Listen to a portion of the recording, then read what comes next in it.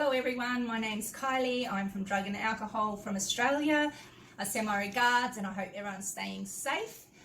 Just a quick message about the COVID-19 virus. Some information for you that the government is also putting out to everyone.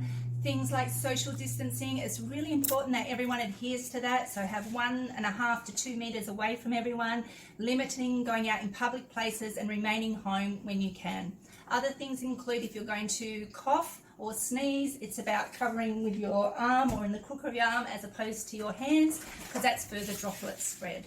What else can you do? Hand washing is really important. So that's a 30-second hand wash. There goes my pager.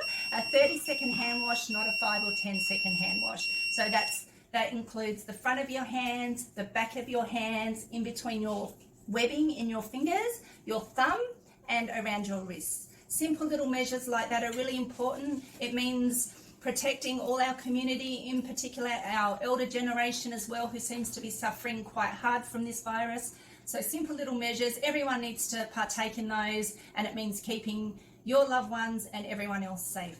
Wishing everyone all the best.